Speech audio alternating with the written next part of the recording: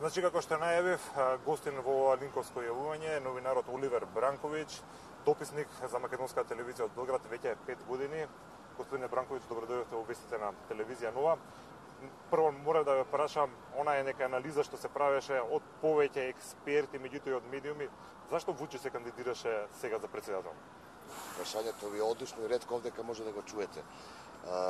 Навистина невообичаено. Имено минатата година ова време беа предвремените парламентарни избори, кои што беа распишани од страна на Вучич, барајќи подршка од граѓаните да биде избран повторно за премиер, за да може да ги спроведе потребните економски реформи да извлече Србија од економската криза пред се.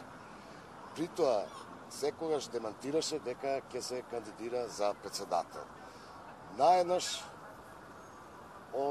Вучич се кандидира за председател на Србија и сите тука беа видени зошто е тој потек и навистина тоа е енигма. Се постојат две опции.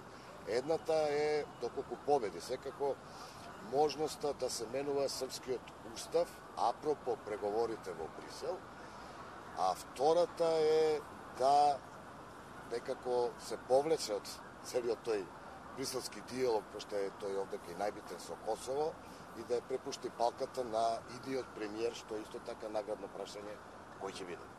Така да е енигма се уште ова прашање зашто му е потребен овој чекор на Вучич со оглед на тоа што председателската функција е нешто слично како и кај нас во Македонија, повеќе е протоколарна него што е вистинска политичка моќ.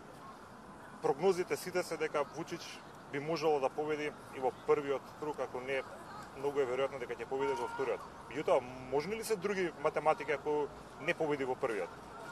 Ова е држава Србија и се е можно. Значи, секојаш и тој го докажува.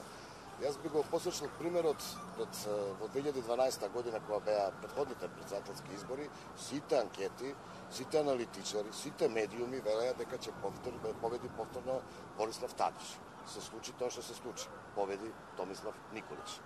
Овдешните анкети сите даваат апсолутна предност на Вучич со над 50% популарност.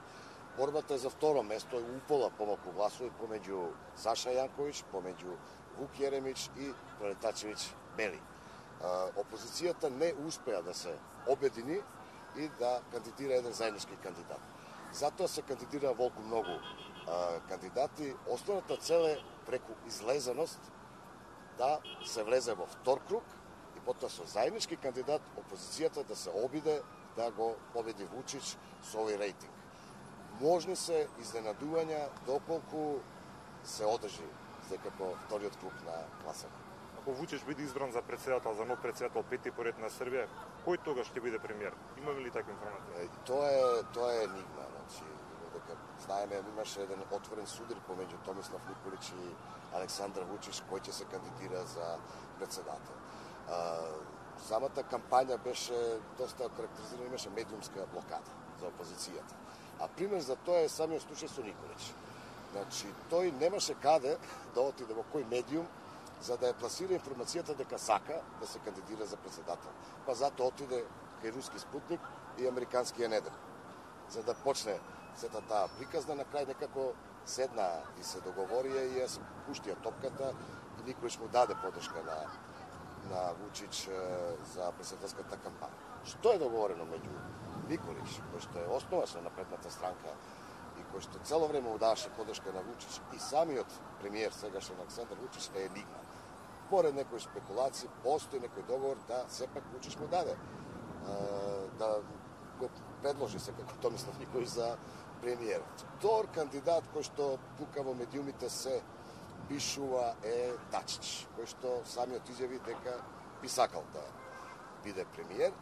А трето име кое што се споменува е Селаковиќ, поранешниот министер за правда, кој што е тргнат, но е тука, се претпоставува дека се чува за да биде кандидиран за иден премиер на Србија. Меѓутоа, се ова е спекулација, навистина не се знае доколку победи Вучич кој ќе биде српски премиер, што е многу битно. Како и да ќе треба да почекаме уште неколку часа нели да ги чуеме ние први неофицијални резултати, па потоа сите овие математики и шеми ќе бидат многу појасни односно како ќе се движи Србија во наредните денови па и години. Господине Бранковиќ, благодарам за гостувањето во вестите од телевизија Нова.